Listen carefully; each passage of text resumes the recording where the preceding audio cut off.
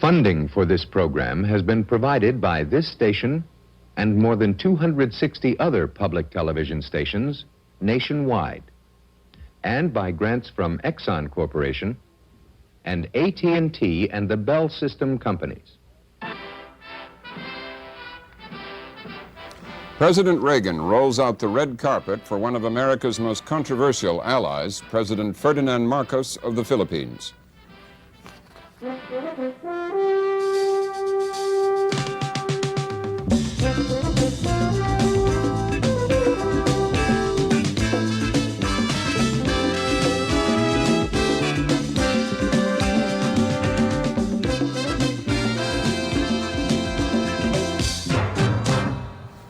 Good evening. Shunned for 4 years by the Carter administration, Philippines President Ferdinand Marcos was warmly received at the White House today by President Reagan. A small demonstration by Marcos' opponents symbolized the hostility the visit has raised among some Filipinos and Americans distressed at Marcos' record on human rights. Several members of Congress signed a declaration citing documented violations of human rights, including banditry, kidnapping, and torture. Last year, Marcos ended 9 years of martial law, but last month he announced discovery of a communist-backed plot and arrested scores of people.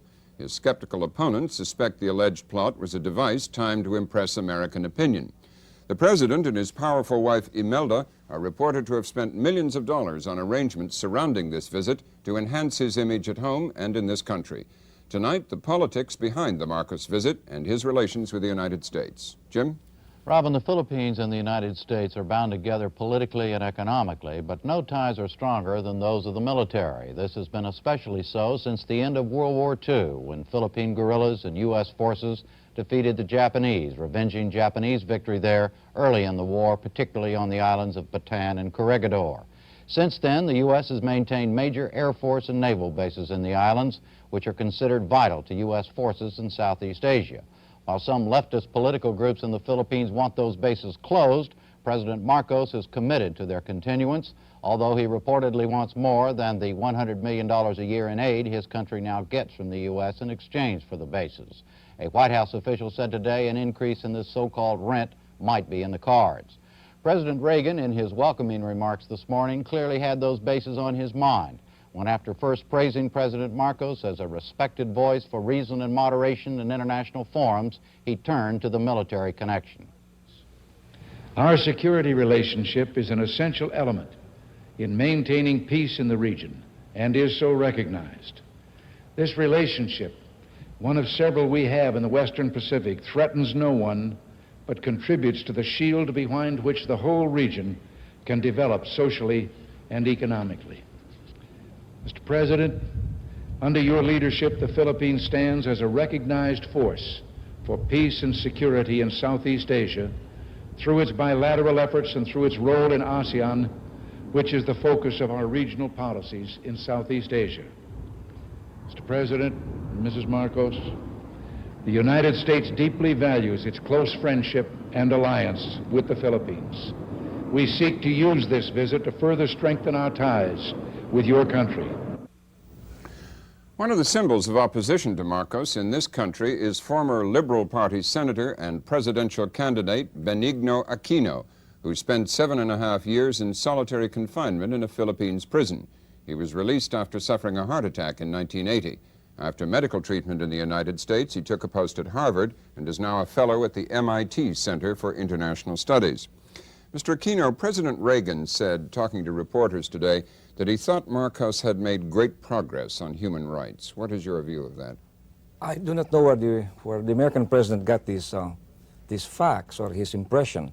Only last month, 1,000 ununiformed policemen, so-called marshals, shot 48 people in the streets of Manila who are alleged kidnappers, muggers, or what have you. There's no more rule of law. They just shoot them. In Samar, they just killed a doctor, Bobby de la Paz, and he was killed by paramilitary forces. They don't bring them to court anymore now in the Philippines. If that's an improvement of human rights, I don't know what it is. How would you characterize the Marcos regime? More repressive than ever, except that now, because he allegedly lifted martial law, he does not want to go through the process of law. They just shoot the people down, especially if they are far from Manila and where the press is not there. What vestiges of democracy are there in your view? Hardly. We don't have a freedom of the press in our country anymore. We have a freedom of the praise.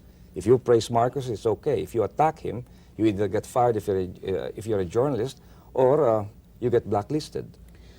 Is his regime threatened? I mean, there is a thriving guerrilla movement in the Philippines, and then there is political opposition. Is his regime threatened? No, I don't believe so. I do believe that I accept there's a guerrilla movement in our country, about 8,000 armed men. There are Muslim secessionists. There are some moderates also who have taken to the hills. But the armed forces of the Philippines, with about 14 or 15% of our budget, is strong enough to contain all of this. And therefore, there is really no internal threat to his government. And we feel that this is one reason why he should ease up and bring back our old democratic processes, which America bequeathed to my country, and one of the greatest legacies of America. Many people believe that Mr. Marcos is aging and feels ill and is grooming his wife, Imelda, to succeed him. Do you believe that? Yes, I do believe that, because the tragedy is, after 17 years of Marcos' rule, nobody grew under the banyan tree. And only Mrs. Marcos, so to speak, now can take over because everybody else has been shunted. And I have no doubt that Mrs. Marcos was brought into the executive committee so that should anything happen to Marcos, she will be the one to keep that party of Marcos together and will be the connection to the transition government. And what kind of government would it be if she was the leader of it? I think we are looking into a Peron of Argentina type. What is the economic situation after all these years of Marcos' rule in the Philippines? That's the tragedy. In my country, if you reduce political rights and you bring up economic prosperity, you might be able to stabilize the government. And for a while, Marcos did that. But today, the economic situation is so bad, all of the Philippine external products are suffering from world recession. Copra, sugar, copper, and the standard of living of the Filipino has gone down. The real wages of the laborers has really suffered, so that now you have tremendous unrest in the labor sector, and strikes are all over. The debt of the Philippines was only $600 million when Mr. Marcos took over in 1966. Today, it's $18 billion, and we are one of the highest per capita debtor in Asia.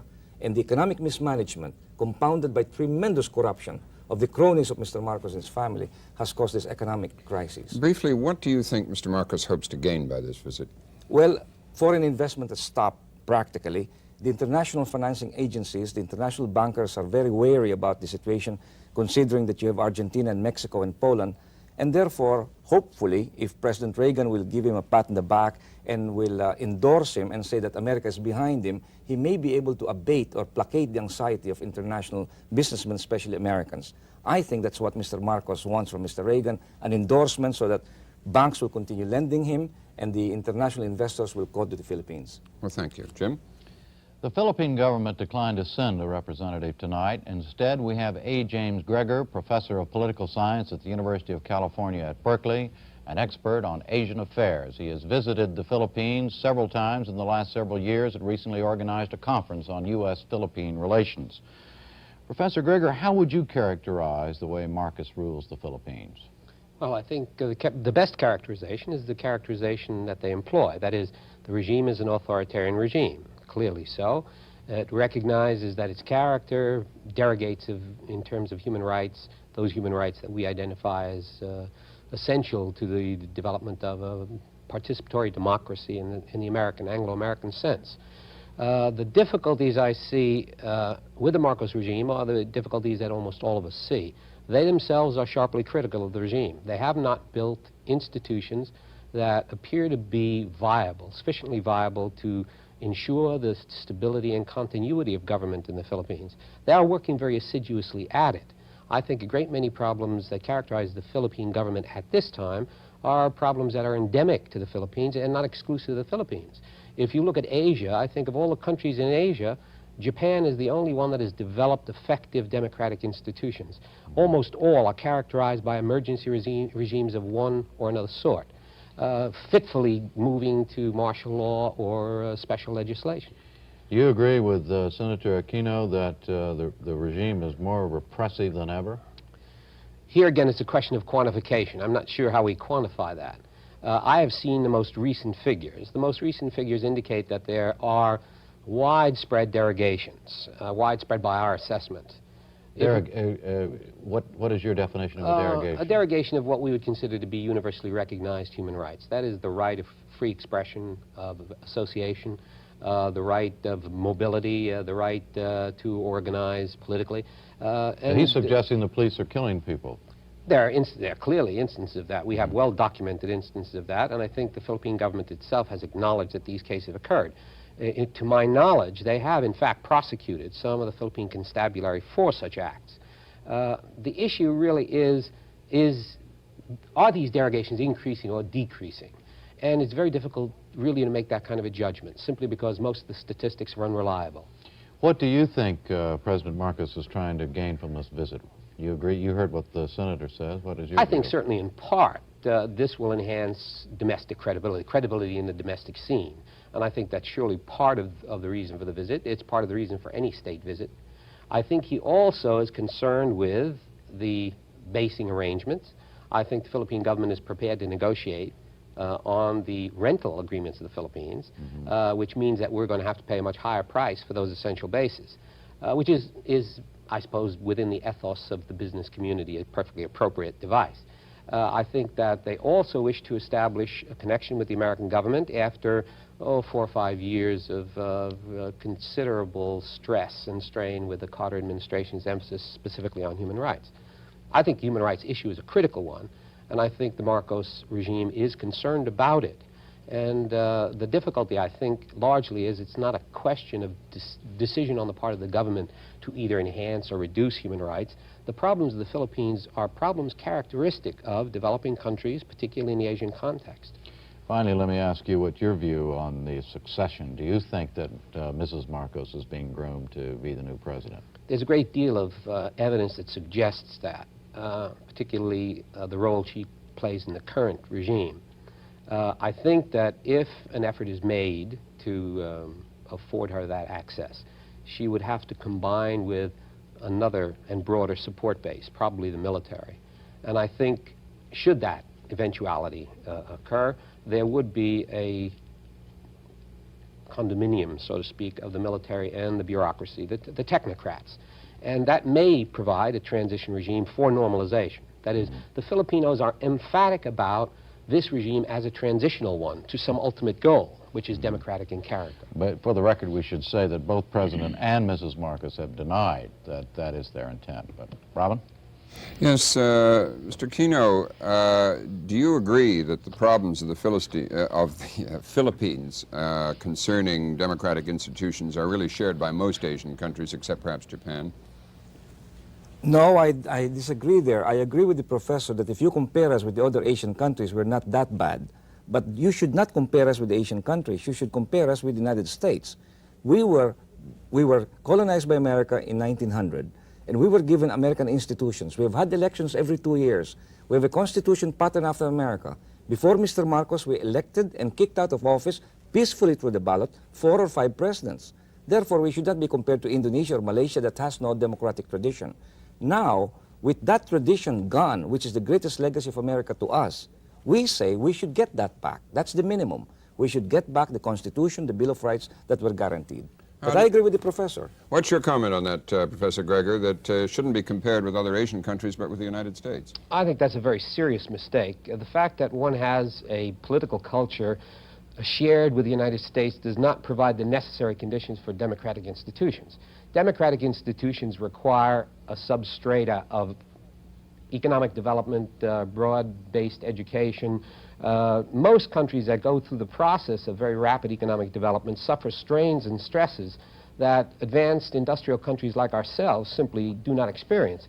As a consequence, the simple fact that we share this legacy, which is a priceless legacy, granted, does not suggest that the appropriate comparison is between the Philippines and the United States.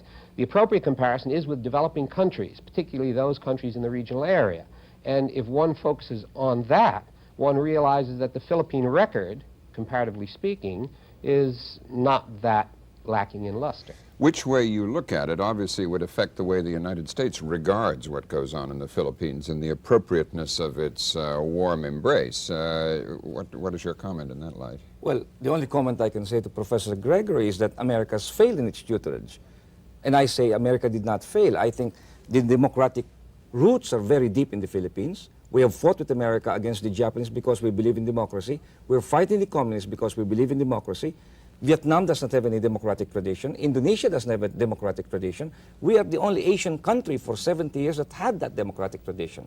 And therefore, I say that the Filipino knows his democracy, knows his Bill of Rights, and we must be judged in that yardstick. And that's exactly how the Americans should judge us. Yeah. Do you want to comment again, Professor Gregor? No, the only thing I can say is I wish that those were the circumstances. That is, if we shared a common tradition, we would expect common political outcomes. But it's just simply not the case. There are any number of democratic countries that are invested with democratic institutions that, because of the tensions of development or external or internal threat, have lapsed into a variety of emergency regulations, which in fact do derogate from substantial human rights. Well, thank you. Jim? How the United States should deal with the Marcos regime is the subject of much debate within the Congress here, and no place more within the Congress than the House Foreign Affairs Committee. We sample that now with Congressman Don Bonker, Democrat from Washington State, chairman of the committee's Subcommittee on Human Rights, and Congressman Robert Dornan, Republican of California, a member of the Subcommittee on Asian and Pacific Affairs. He's a friend of the Marcos family who spent New Year's with them in the Philippines in 1980. Gentlemen, does President Marcos rate the warm welcome he received from President Reagan today? Congressman Bonker? I would say not. Indeed, President Reagan, instead of raising his glass to toast Marcos, ought to raise some questions about the human rights situation in that country. And according to this administration's own human rights report, there is a consistent pattern of human rights violations. And despite the fact that martial law has been lifted, there is institutionalized repression in that country. It's been widely documented before our committee in several hearings we've had on the human rights situation in the Philippines. I think that we send the wrong message when we lavish this praise upon Marcos, as we did with President Chung of South Korea. What we ought to be saying is that we have diplomatic relations, we have perhaps strategic and mutual concerns in that area, but we cannot overlook their gross violations of human rights. And if we don't raise those questions at these state visits, then we make a mockery of our human rights laws, and they're very specific. They're there to advance and promote human rights and to avoid identification with those regimes that engage in human rights violations, as is the case in the Philippines. Congressman Dornan, do you think Mr. Reagan sent the wrong message to President Marcos today? Well, I don't know what's taking place in their private meetings, and I have absolutely no quarrel at all with what Don has just said. I served on the Human Rights Committee for a while with Chairman Bonker, and I think that that committee does great work in the Congress of the United States, and it's important to the world. But, and I don't say this lighthearted, there's a good cop, bad cop relationship here. And Don is playing the role of the harsh representative of our government, sending the right messages to Marcos that we can't stand idly by and look the other way when human rights violations are taking place, and they are. However, Marcos, and we're stuck with these choices all the time, may be the best we can hope for at this point. Look at the Shah of Iran on the lawn of the White House with tear gas wafting across the South Lawn there, and would anybody trade places with the regime we have now that this very day executed Gopsadek? So I think what takes place in private is very important, and I have enough trust in President Reagan as a humanitarian that he is telling President Marcos in private that the human rights violations must always be of primary importance in the relationship between our two countries, that they have to be going down. And I just hope that he isn't going to go through the Perón scenario of setting his wife, a lovely lady, up as the president of this country.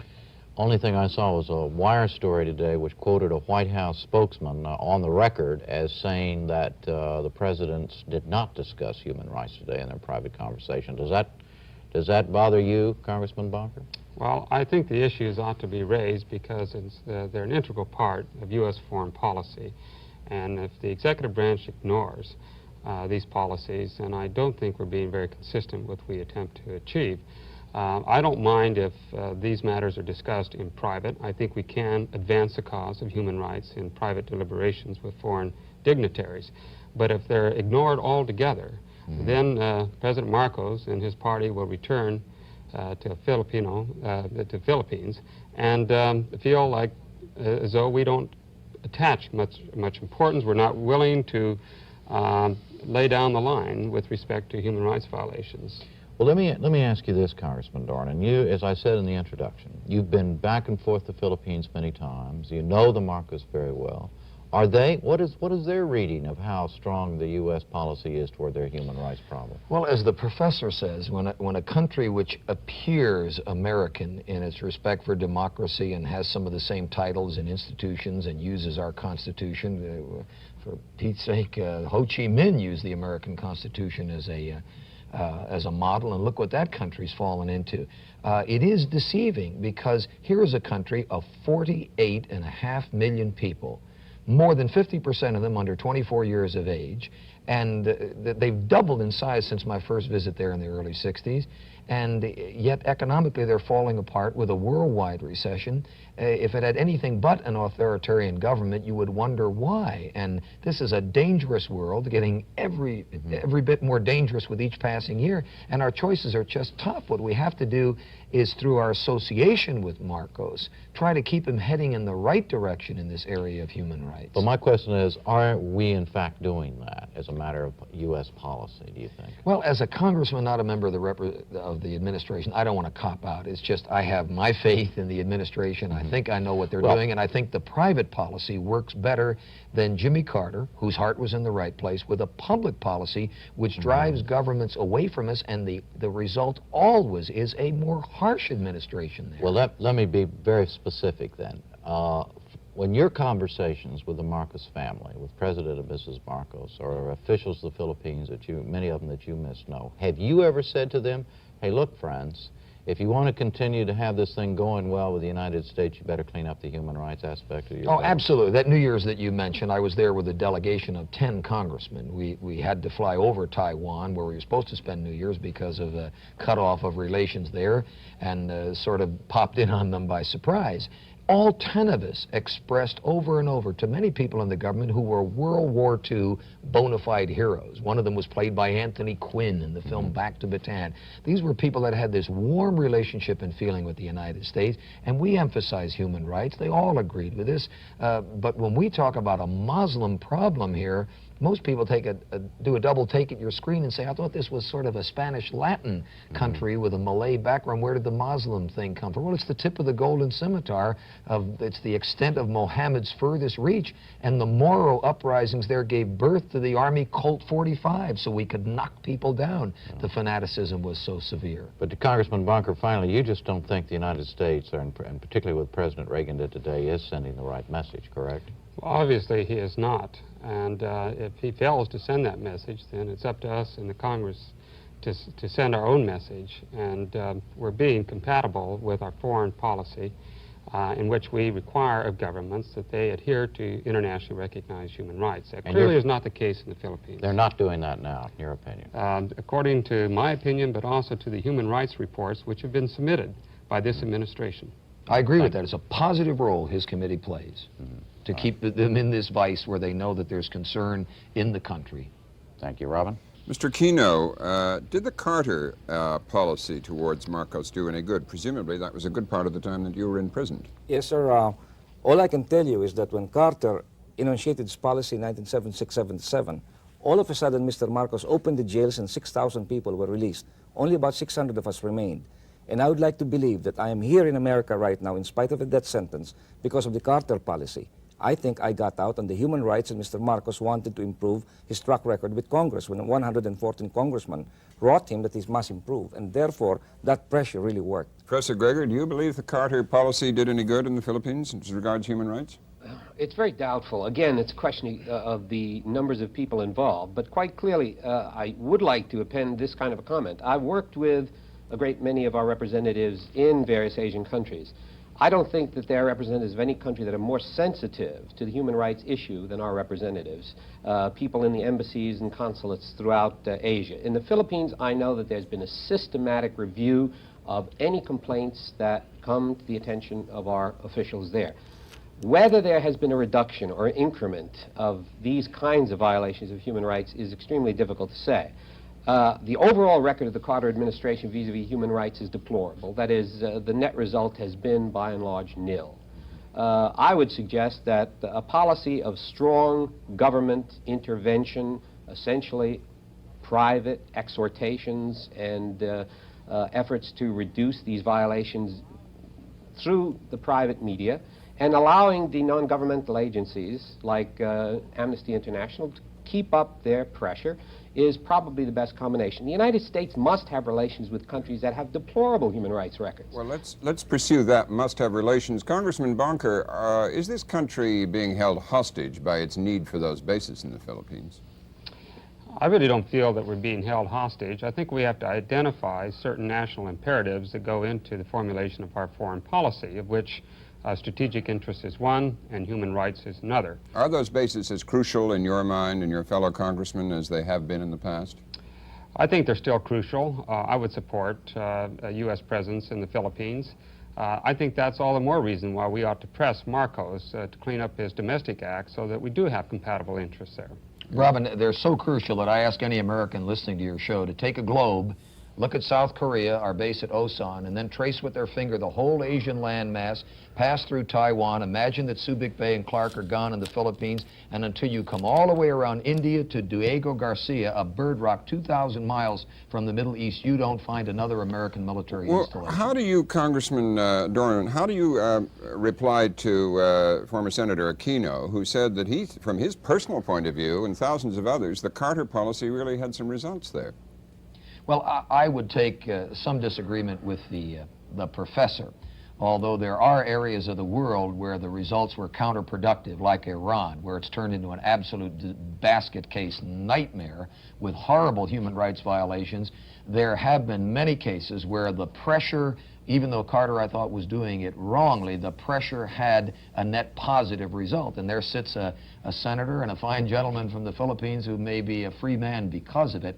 But I think that the proper way to go is this good cop, bad cop. The Congress hitting hard and the administration having the state dinner with all the proper flowery toasts, and then in private saying, you know, our Congress is expressing the will of the American people. Americans really do care about human rights. Okay, well, thank you, Congressman. We have to leave it there. Thank you, Congressman Dornan, Congressman Bonker, Professor Gregor, and Mr. Aquino for joining us. Good night, Jim. Good night, Robin. That is all for tonight. We will be back tomorrow night. I'm Robert MacNeil. Good night.